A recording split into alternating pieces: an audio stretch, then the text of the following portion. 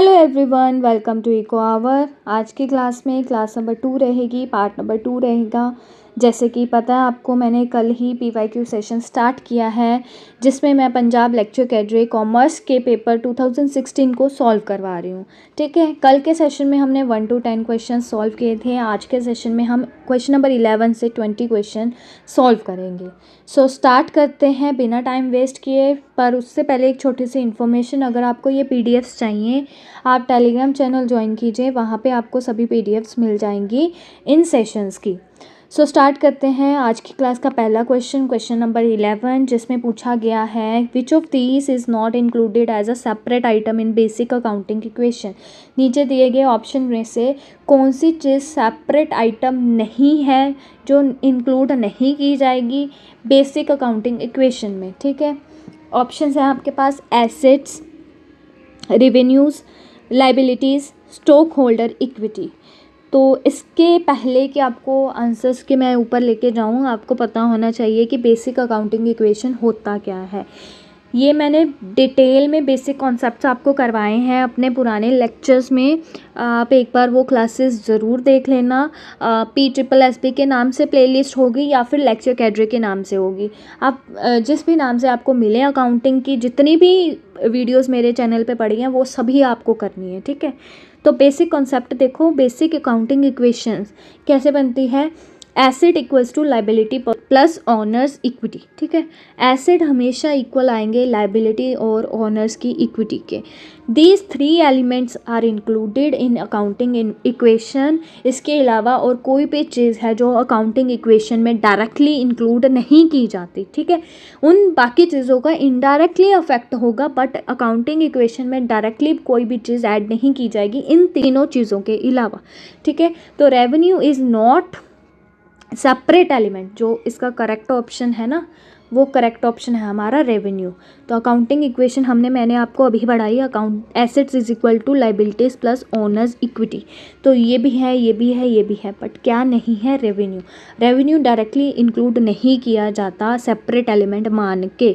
ठीक है, बट ये अल्टीमेटली हमारे ओनर्स की इक्विटी को इंक्रीज करता है through profit, but directly impact नहीं पड़ता अकाउंटिंग इक्वेशन पे।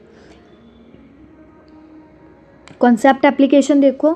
Whenever you see a question on the basic accounting equation, remember that it contains only assets, liabilities and owners equity. इसके अलावा, इन तीनों चीज़ों के अलावा आपको अकाउंटिंग इक्वेशन में कुछ भी नहीं मिलेगा। ठीक है, रेवेन्यू हो गया, एक्सपेंसेस हो गया, प्रॉफिट हो गया, लॉस हो गया, ये ओनर्स की इक्विटी को अफेक्ट करेंगे, but not directly, not separately. ये अलग कंपोनेंट्स हैं, इनको इनमें ट्रीट किया जाएगा, पर डायरेक्टली इक्वेशन में दिखाया नहीं जाएगा या इक्वेशन में यूज़ नहीं किया जाएगा। ऑप्शन वाइज एक्सप्लेनेशन देख लो। Assets are economic resources owned by the business such as cash, furniture and machinery, tangible, intangible assets। ये अकाउंटिंग इक्वेशन में इंक्लूड होते हैं। रेवेन्यूज़ करेक्ट आंसर है, क्योंकि रेवेन्यूज़ इंक्लूड नहीं होता अकाउंटिंग इक्वेशन में। ये सेपरेट कंपोनेंट नहीं है अकाउंटिंग इक्वेशन का, बट ये ओनर्स की इक्विटी को इंक्रीज करते हैं अल्टीमेटली इनडायरेक्टली थ्रू प्रॉफिट। ठीक है, liabilities are obligation of the business, जो हमने पे कर रहे हैं अपने क्रेडिटर्स और लोन्स वगैरह, they are included in accounting equation. Stockholders equity लिखा आ जाए चाहे ओनर्स इक्विटी लिखा आ जाए, दोनों एक ही बात है, ये भी इंक्लूड होती है अकाउंटिंग इक्वेशन में। तो इन तीनों चीज़ों के अलावा प्रॉफिट, लॉस, रेवेन्यू, एक्सपेंसेस कुछ भी आ जाए वो इंक्लूड नहीं होता। क्वेश्चन नंबर 12 है हमारे पास, accrual basis of accounting records revenue when they are. Accrual basis का कॉन्सेप्ट पूछ रहे हैं आपसे, ये भी मैंने डिटेल में अपनी क्लासेस में करवाया हुआ है। प्लीज़ आप वो क्लासेस देख लीजिए, आपका बहुत ज़्यादा बेनिफिट होने वाला है लेक्चर कैडरे कॉमर्स के स्टूडेंट्स का। ठीक है, फ्री ऑफ कॉस्ट लेक्चर्स पढ़े हैं मैंने, कुछ भी मेंबरशिप ऐड नहीं की है, सभी चीज़ें आप वहाँ पे कवर कर सकते हो अपने लेक्चर कैडरे कॉमर्स के लिए। ठीक है, अब यहाँ पे पूछ रहे हैं एक्रूअल बेसिस के ऊपर कि जब रेवेन्यू है उनको कैसे रिकॉर्ड किया जाता है। कलेक्टेड, कि जब रेवेन्यू को कलेक्ट कर लिया जाए तब रिकॉर्ड करते हैं एक्रूअल बेसिस के कॉन्सेप्ट पे। अर्नड, कॉन्ट्रैक्टेड और रेडिली अवेलेबल फॉर यूज़। तो इसका करेक्ट ऑप्शन है हमारे पास बी, जब रेवेन्यू ऑन हो जाता है, चाहे अभी हमें कैश रिसीव हुआ चाहे नहीं हुआ, बट जब मुझे पता है मेरा रेवेन्यू जनरेट हुआ है, मेरा रेवेन्यू ऑन हुआ है, तभी मैं उसे रिकॉर्ड कर दूंगी एक्रूअल बेसिस के कॉन्सेप्ट के ऊपर। बेसिक कॉन्सेप्ट समझो। According to the accrual basis of the accounting, revenue is recorded when it is on. Accrual basis यही हमें बताता है कि रेवेन्यू को तभी रिकॉर्ड कर दो जब वो ऑन हो गया है, चाहे आपको कैश रिसीव हुआ चाहे नहीं हुआ। ठीक है। The focus is on earning not on receiving cash. Accrual basis का जो फोकस है वो हमेशा अर्निंग के ऊपर रहता है, ना कि रिसीविंग के ऊपर, कि अभी तक हमें कैश रिसीव हुआ या नहीं हुआ, इसके ऊपर वेस्ट नहीं है। रूल क्या आपको याद रखना है रेवेन्यू रिकॉग्निशन में, कि रेवेन्यू तभी रिकॉर्ड हो जाएगा जब वो ऑन हुआ। एग्जाम्पल समझो, सबसे ईजी एग्जाम्पल जिससे आपको ज़्यादा अच्छे से समझ आएगा। सपोज अ कोचिंग इंस्टीट्यूट्स, ठीक है, एक कोचिंग इंस्टीट्यूट है, टीचर्स स्टूडेंट इन मार्च, वो मार्च में स्टूडेंट्स को पढ़ा देते हैं, बट उनकी जो फ़ी है वो रिसीव होती है अप्रैल में। अब इंस्टीट्यूट को पता है कि हमने सर्विसेज दे दी हैं, सर्विसेज के बदले हमें जो फ़ी है वो अप्रैल में रिसीव होगी, बट हमारा रेवेन्यू अर्न हो चुका है मार्च में ही। तो under the accrual basis revenue will be recorded in March because the services has already been provided, क्योंकि सर्विसेज ऑलरेडी प्रोवाइड कर दी गई हैं, हमें जो कैश है वो मिलेगा अप्रैल में, बट रेवेन्यू जनरेट हो चुका है, रेवेन्यू अर्न हो चुका है, जो एक्रूअल बेसिस पे हम मार्च में ही रिकॉर्ड करेंगे। अंडर द कैश बेसिस, अगर हम मैं कैश बेसिस की बात करूँ, इट वुड बी रिकॉर्डेड इन, अगर कैश की बात की जाएगी तो कैश जो है इस एग्जाम्पल में वो अप्रैल में होगा, बट जब हमें कैश एक्चुअली रिसीव्ड होगा, बट जो रेवेन्यू है वो हमें मिल गया है मार्च में ही, वो हमने अर्न कर लिया है मार्च में ही, वो हम मार्च की ट्रांजैक्शन में रिकॉर्ड करेंगे। कॉन्सेप्ट एप्लीकेशन देखो, कॉम्पिटिटिव एग्जाम के लिए आप एक सिंपल सी ट्रिक याद रख सकते हो। एक्रूअल बेसिस के लिए अर्नड, ठीक है, एक्रूअल बेसिस के लिए आप अर्नड देखोगे, कैश बेसिस के लिए आप रिसीव्ड देखोगे कि अभी तक रिसीव हुआ या नहीं हुआ। अब आगे चलते हैं। ऑप्शन वाइज एक्सप्लेनेशन की वैसे ज़रूरत नहीं है। कलेक्टेड इसका करेक्ट ऑप्शन नहीं हो सकता। Collection of cash is followed under the cash basis, ठीक है। कलेक्शन की जब हम बात करेंगे कैश की, वो हम कैश बेसिस के ऊपर बात करेंगे, not the accrual basis. Earned की बात, revenue is recognised as soon as goods are sold और सर्विसेज आर प्रोवाइडेड। रेवेन्यू तभी देख लिया जाएगा जब हमने गुड्स को बेचा, चाहे कैश अभी मिला चाहे नहीं मिला, क्रेडिट पे बेचा, जैसे भी बेचा, ठीक है। सर्विसेज प्रोवाइड कर दी गई है, चाहे पेमेंट रिसीव हुई अभी नहीं हुई या लेटर होगी, बट रेवेन्यू रिकॉग्नाइज हो गया है तो वो अर्नड किया जाता है एक्रूअल बेसिस पे। Contracted, signing a contract does not mean a revenue has been earn, तो इस टर्म का इस क्वेश्चन से रिलेशन नहीं है। नेक्स्ट है readily available for resource use, this option is unrelated to the concept, तो ये भी इनकरेक्ट है। तो करेक्ट ऑप्शन क्या बनता है हमारा, अर्नड। जब भी हमने रेवेन्यू के बारे में बात करनी है एक्रूअल बेसिस पे, एक्रूअल बेसिस पे, तो हम जब भी रेवेन्यू को अर्न करेंगे तब रिकॉर्ड करेंगे। Question number 13, the unfavourable balance of P&L account should be, ठीक है। अनफेवरेबल बैलेंस का मतलब है यहाँ पे डेबिट बैलेंस की बात की जा रही है और लॉस की बात की जा रही है। हम क्या करेंगे या क्या होना चाहिए उसका ट्रीटमेंट हमें ये बताना है। Added in liabilities, subtracted from current asset, subtracted from capital liabilities, तो इसका करेक्ट आंसर बनता है हमारा कि हम इसे कैपिटल में से डिडक्ट करेंगे, ठीक है। बेसिक कॉन्सेप्ट के ऊपर आ जाओ। जब भी अनफेवरेबल बैलेंस की बात की जाएगी, इट मीन्स बिजनेस के एक्यूमुलेटेड लॉसेस हैं, ठीक है। अनफेवरेबल बैलेंस ऑफ P&L का मतलब क्या है, business has incurred accumulated losses, losses को इकट्ठा एक जगह पे डाल दिया गया है, जिसको अनफेवरेबल बैलेंस बोला गया है P&L अकाउंट का। Losses reduce the owners claim, losses की वजह से ओनर्स क्लेम, ओनर्स इक्विटी कम होगी, इसलिए उसको हम कैपिटल में से डिडक्ट करेंगे। रूल देख लो, कैपिटल, ओपनिंग कैपिटल जितनी भी है, अगर P&L का पॉजिटिव बैलेंस है, इट मीन्स अगर क्रेडिट बैलेंस है तो वो प्रॉफिट ऐड होगा, अगर अनफेवरेबल बैलेंस है वो माइनस होगा। एग्जाम्पल भी मैंने आपके लिए ऐड किया है, हो सकता है न्यूमेरिकल क्वेश्चंस भी आ जाएं। तो ओनर्स की कैपिटल 8 लाख है, ओनर्स का एक्यूमुलेटेड लॉस 1 लाख का है, तो उनकी बैलेंस शीट में जो कैपिटल आएगी वो नेट कैपिटल आएगी। कैपिटल में से हम उनके एक्यूमुलेटेड लॉसेस को माइनस करके शो करेंगे। कॉन्सेप्ट एप्लीकेशन, बैलेंस शीट में हम unfavourable balance it means debit balance of P&L account को माइनस करेंगे कैपिटल में से और ओनर्स की कैपिटल और इक्विटी रिड्यूस हो जाएगी। तो इसका करेक्ट आंसर है हमारा subtracted from capital. Next question है हमारे पास क्वेश्चन नंबर 14, जिसमें पूछ रहे हैं which type of expenses are paid out of gross profit. Gross profit की बात की जा रही है, ग्रॉस प्रॉफिट में से कौन सा एक्सपेंसेस पे किया जाएगा। अब ये ट्रेडिंग अकाउंट की बात कर रहे हैं, जब भी ग्रॉस प्रॉफिट की बात होगी इट मीन्स ट्रेडिंग अकाउंट की बात हो रही है, ना कि P&L की। अगर P&L की बात होगी तो नेट प्रॉफिट और नेट लॉस की बात की जाएगी, ठीक है। ऑप्शंस देखो, general expenses, financial expenses, selling expenses या फिर all of the above. Basic concept के ऊपर चलते हैं। Gross profit is calculated after deducting COGS from sales. जब मैं सेल्स में से COGS माइनस कर दूंगी तब मेरे पास ग्रॉस प्रॉफिट आएगा। अब ये ट्रेडिंग अकाउंट वाली क्लासेस में मैंने सब डिटेल में बताया with the formulas with the numerical questions, ठीक है। जब आफ्टर कैलकुलेटिंग ग्रॉस प्रॉफिट, जब मैं ग्रॉस प्रॉफिट निकाल लेती हूँ तो अगर मुझे नेट प्रॉफिट पे जाना है तो मैं सारे ऑपरेटिंग एक्सपेंसेस को माइनस करूँगी, ठीक है। जितने भी मेरे एडमिनिस्ट्रेटिव एक्सपेंसेस है, जितने भी मेरे सेलिंग एंड डिस्ट्रीब्यूशन एक्सपेंसेस है, जितने भी मेरे फाइनेंशियल एक्सपेंसेस है सच एज इंटरेस्ट वगैरह जो भी चीज़ें हैं, ये चीज़ें माइनस की जाएंगी ग्रॉस प्रॉफिट में से, तभी मैं नेट प्रॉफिट के ऊपर पहुंचूंगी।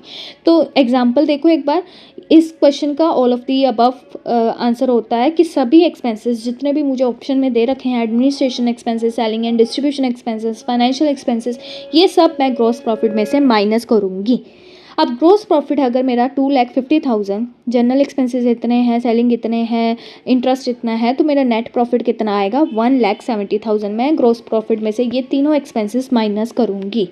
कॉन्सेप्ट एप्लीकेशन के लिए आपने याद रखना है सीक्वेंस, ट्रेडिंग अकाउंट फिर P&L अकाउंट, ठीक है। सेल्स में से मैं सेल से मैं GP पे पहुंचूंगी, फिर मैं ऑपरेटिंग एक्सपेंसेस को माइनस करूंगी, फिर मैं नेट प्रॉफिट पे पहुंचूंगी, ठीक है। यहाँ तक की बात ट्रेडिंग अकाउंट की है, यहाँ से सारी बात हमारी P&L की है, ठीक है। तो करेक्ट ऑप्शन क्या होगा हमारा, सारे के सारे ऑप्शंस करेक्ट हैं, ऑल ऑफ दी अबव। मैं सबको माइनस करूंगी ग्रॉस प्रॉफिट में से ताकि मैं नेट प्रॉफिट पे पहुंच सकूं। Sale of goods to Taman is wrongly debited to Daman, both are debtors of the business, this is an example of. अब ये एरर्स है ना जो मैंने बहुत अच्छे से करवाए हैं अपनी पुरानी क्लासेस में, तभी मैं आप लोगों को बोल रही हूँ प्लीज़ वो क्लासेस को देखो, जिससे आपका 90% सिलेबस है वो कवर हो जाएगा, ठीक है। हमने सेल की थी गुड्स की, तमन को मैंने वो मेरे डेटर्स हैं, ठीक है। दमन और तमन दोनों मेरे डेटर्स हैं। डेटर्स कौन होते हैं, जिनसे हमने पैसा लेना होता है, हो सकता है मैंने सेल्स क्रेडिट पे की हूँ, ठीक है, इसी की वजह से मैंने उनसे पैसा लेना है। तो तमन के अकाउंट में डालने की बजाय हमने दमन के अकाउंट में डाल दिया, तो ये कौन सा एरर है, एरर ऑफ कमीशन, प्रिंसिपल और ओरिजिनल एंट्री, ये है हमारा error of commission. Basic concept के ऊपर चलते हैं। एरर ऑफ कमीशन अक्कर होता है जब एक ट्रांजैक्शन रिकॉर्ड की जाती है करेक्टली, डालना तो डेटर के अकाउंट में ही था पर रोंग अकाउंट में डाल दिया, ठीक है। दोनों ही मेरे डेटर हैं, तमन भी और दमन भी, दोनों डेटर्स हैं, मैंने अमाउंट भी सही डाला, बस मैंने गलत अकाउंट चूज़ कर लिया, सेम क्लास का है तो डेटर्स ना, रिकॉर्ड हमने करेक्टली किया है, नेम अलग डाल दिया, अकाउंट अलग डाल दिया, तो वो मेरा कौन सा एरर होगा, error of commission. In this question both Taman and Daman are debtors, दोनों पर्सनल अकाउंट है, amount is correct but it has been posted to wrong debtors account, मैंने गलती से दमन के अकाउंट में डाल दिया, ठीक है। एग्जाम्पल देखो, goods worth ₹10,000 are sold to Rahul on credit, instead of debiting Rahul's account, accountant ने गलती से रोहित अकाउंट में डेबिट कर दिया, तो ये कौन सा एरर होगा, एरर ऑफ कमीशन। याद रखने हैं कुछ मैंने यहाँ पे लिखे हैं आपके लिए कि डायरेक्ट याद रख लो, wrong account of the same category, तो वो एरर ऑफ कमीशन होगा। कंप्लीटली ओमिटेड एंट्री डालना ही भूल गई, ठीक है, मैं कंप्लीटली भूल गई कि एंट्री डालनी है, तो वो एरर ऑफ कमीशन होगी। रॉन्ग अकाउंटिंग रूल अप्लाइड कर दिया तो वो एरर ऑफ प्रिंसिपल होगा।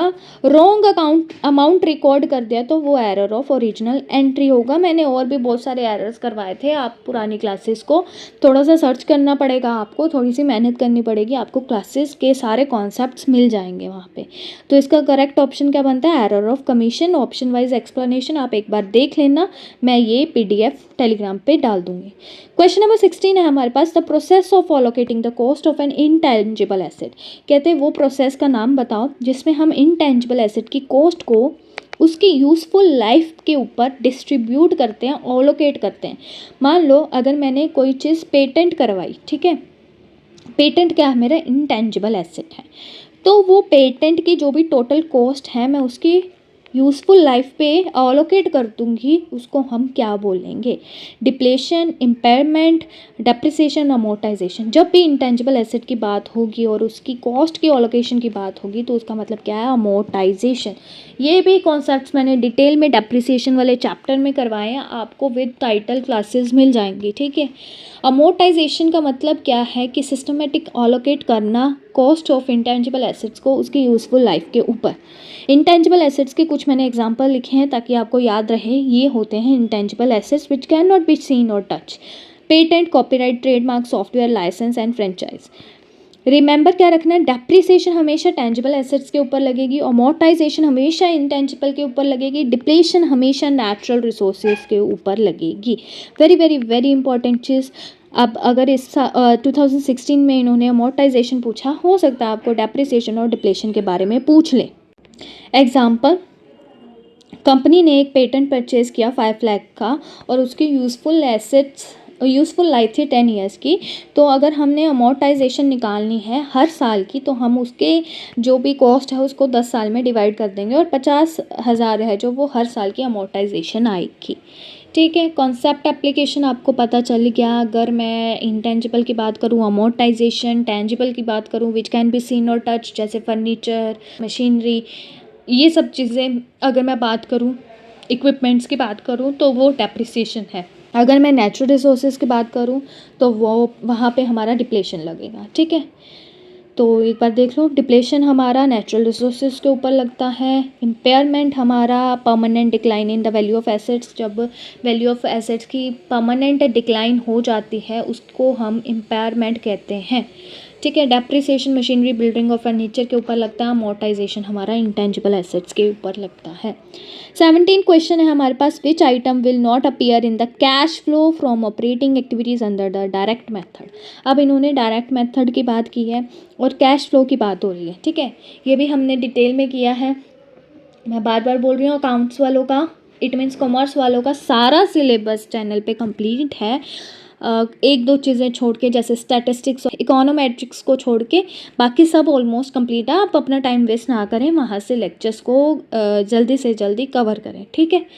अब कैश फ्लो की बात कर रहे हैं ऑपरेटिंग एक्टिविटीज़ में और डायरेक्ट मेथड की बात कर रहे हैं। चलते हैं बेसिक कॉन्सेप्ट के ऊपर। कैश फ्लो एक स्टेटमेंट है जिसमें हम रिकॉर्ड करते हैं एक्चुअल कैश इनफ्लोज और कैश आउटफ्लोज एक अकाउंटिंग पीरियड में जितना भी हुआ है।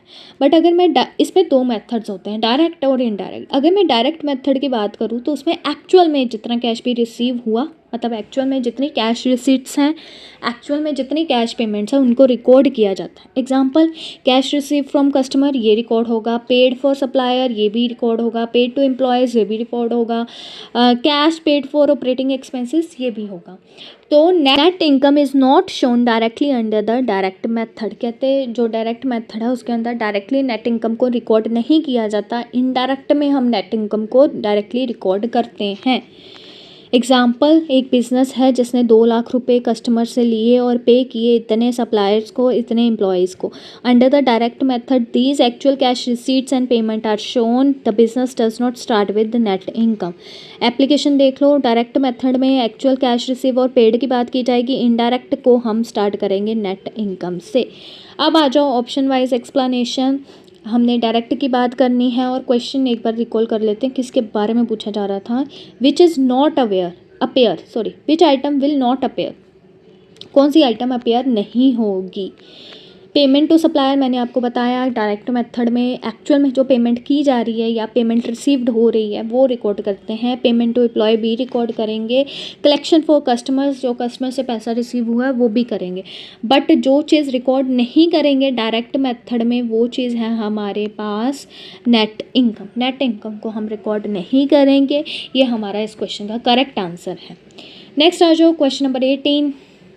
What does EBITDA stands for,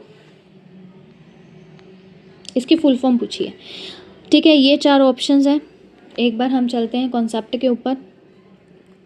EBITDA is mayor of companies operating performance, ठीक है, क्योंकि ये हमें बताता है earning generated from normal business operations, जो भी अर्निंग जनरेट हुई है नॉर्मल बिजनेस ऑपरेशन से बिफोर डिडक्टिंग, किस चीज़ों को माइनस करने से पहले वाली अर्निंग बताता है, इंटरेस्ट, टैक्सेस, डेप्रिसिएशन, अमोर्टाइजेशन। तो इसकी फुल फॉर्म देख लो, हमारे पास था EBITDA,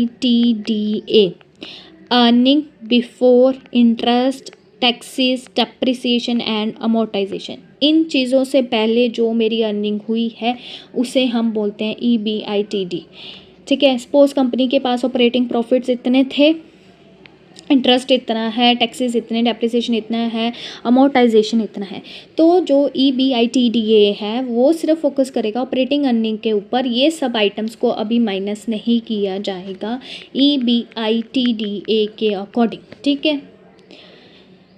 ऑप्शन वाइज एक्सप्लेनेशन एक बार देख लेना, बट इसका करेक्ट आंसर होगा earning before interest, taxes, depreciation and amortisation.